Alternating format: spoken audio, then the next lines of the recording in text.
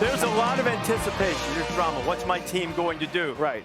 Unless your team is the Chicago Bears. In that case, you know exactly what they're going to do. They're going to take a franchise quarterback. They've never had a quarterback in a single season throw for 4,000 yards or throw 30 touchdown passes in a season. Wow. They would like that to change. When Caleb Williams from Southern California is almost certainly going to hear his name called in just over 2 hours. And as Adam Schefter reported, Roger Goodell coming off back surgery. Will there be a big hug?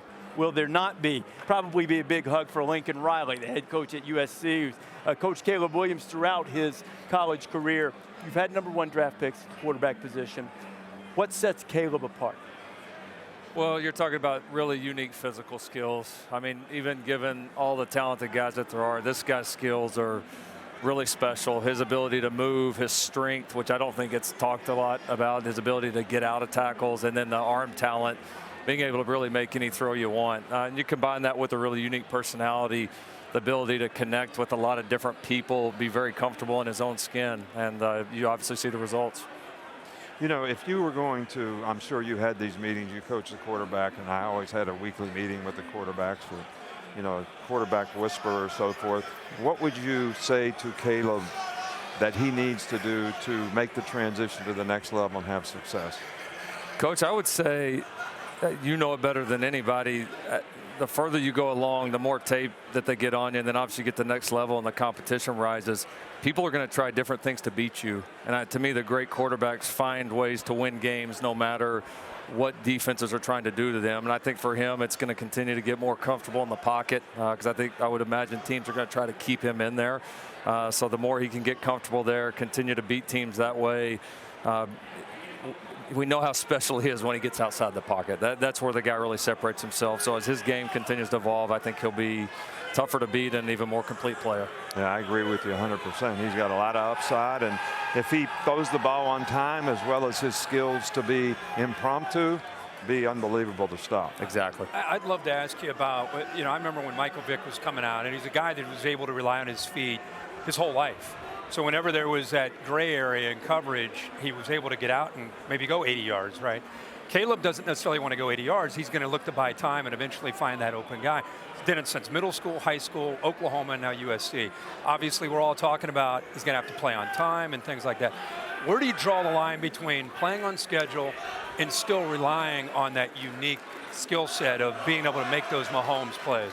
Well, you don't want to take away his natural instincts, but you understand that that's just going to be part of the development process. And I think when those instances come up on tape, it's could you have made this play from the pocket? Could you have taken some of the pressure of the offensive line or got the ball in the receiver's hands just a little bit quicker to maybe where the big play happened there? And so, and the thing with him, like you said, he loves to create, to throw. I've even at times had to push him to run a little bit more because he is such a factor that way. But I think the more ball he plays, the better feel he's going to have, and it'll be fun to watch that evolution. Coach, You know, go ahead. Sorry about that, Coach. When you look at Caleb and he's running the offense, like, we don't know how much you put on his plate, like how much he's in charge of setting the protection, maybe changing a play at the line of scrimmage. How much did you put on Caleb's plate? It was progressive. Year one at Oklahoma, very little. Okay. The second year, his second year, our first year at USC, there was a lot more, and then this year even more. So his football knowledge is growing. I keep reminding everyone in the last 4 years, he's only played 2.5 years. There's still so much room for this cat to grow, and that's the exciting thing is he's going to get better and better. Let me say one thing. A quarterback that can scramble and keep his eyes down the field and find people open, that's the most difficult thing on defense. The defense will break down, the rush breaks down, the coverage breaks down. Plastering people in the secondary when the quarterback scrambles, especially when you're playing zone, is a real problem. No doubt about that. And we're seeing it more and more, it seems like, not just college, but the NFL. We only have like 60 seconds, but since you're here, chance to talk about SC, your team. You've made some changes, the defense. I don't know, the spring ball is over, getting ready to kind of look to the fall. How you feel about some of the changes you've made? I'm excited. I'm really excited about the defensive staff that we brought in. You know, we felt like that it was a staff that when we put it together that was really answered the questions that we needed to answer, and we've been able to see that with momentum in recruiting. And you know, Coach did this obviously so many places. When you're starting new at a program, there's a sense of getting momentum in the beginning, and then you're trying to grow to become the program that you want to be. And we're in that transition right now, but we're doing it at a truly incredible place. Excited for the Big Ten. I was about to say the same thing. We'll be right you better here start soon. recruiting a little differently now. It's not always like that. Exactly. The weather. We'll be here week 3. So. Yeah, that's cool. That's awesome. It'll still be okay then. Exactly. Week 3, I think. Lincoln, thanks a lot. Tonight, when Caleb Williams has his name called, he'll break a tie between USC and Oklahoma for the most #1 overall picks in the NFL draft. It'll be the 3rd time Lincoln has had a quarterback either at OU or at USC who has played for him. Congratulations, my friend. Best of luck. Thanks for being with us. Appreciate you. And for all of the changes that USC is going to make next year, I guess he probably wishes maybe one he didn't have to make. Maybe he'd like to have the quarterback return for one more year. Instead, he's probably headed to Chicago. At the moment, he's with Laura Rutledge. All right, Caleb, the navy blue, a nod to Chicago?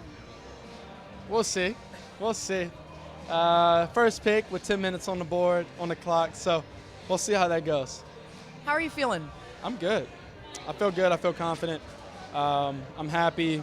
Everybody's here. My mentors, family, the whole village. So excited. What will it mean to you to get that call, to hear your name called as well as the #1 overall pick, if it happens? Yeah, it'll mean the world to me because it's been a dream for me. I've been playing football for 17 years, but you know, working towards this goal right here, and a few more after this goal, hopefully is surpassed with being the first pick. So I'm excited. I'm ready, and it'll mean the world to me. Good luck tonight. Thank you. Thank you.